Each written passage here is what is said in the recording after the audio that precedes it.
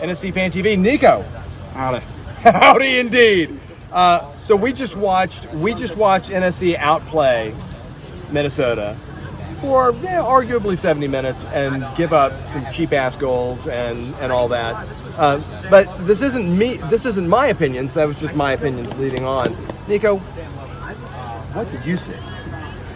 I really did see a lot of defensive mistakes, a lot of defensive errors, a lot of just not playing for the team. It seems like we're at a lack of confidence ourselves on the field, off the field. You're looking at our stadium. They're not even announcing our attendance anymore. It's gotten so low. There's a lot of pessimism just on this ground. Pessimism everywhere, and I don't want to bring more pessimism, but I'm going to because this team is absolutely terrible. We have Joe Willis, who just was having a tough time tonight. He wasn't playing to his standards, wasn't playing to our standards. We have our back line, especially Zimmerman was just having a shocker of a game. It was, and he was showing it too. He was getting angry, he was getting irrational, his fouls were not there, we were leaving open spaces in the back, and that's what caused the first goal, was just horrible open spaces, and the second goal just came from not defending on the far post.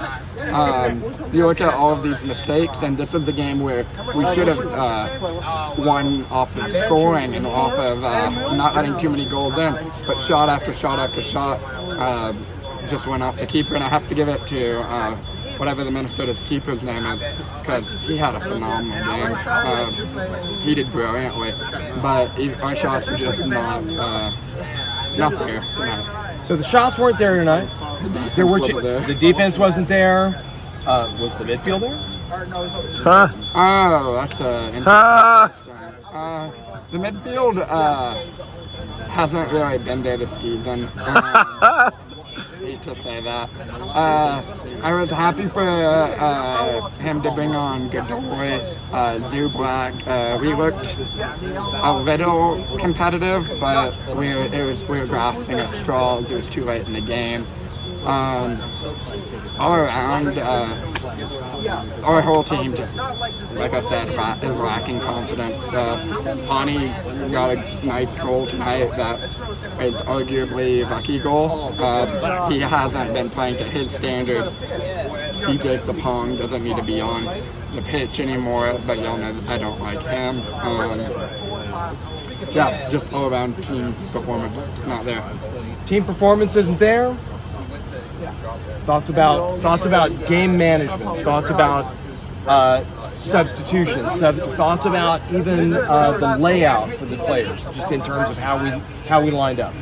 I really will say Randall Yao looked dangerous. He was challenging the keeper. He was putting shots on net. He was taking shots even when he honestly was like taking remarkably crazy shots, and a lot of them were getting on net, a lot of them were getting to the keeper's hands.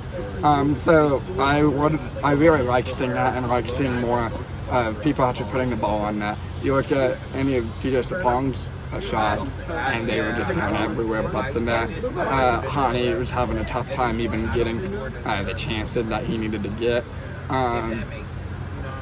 We're playing the same formation, and the same formation's not working. I think it's time for a change in that.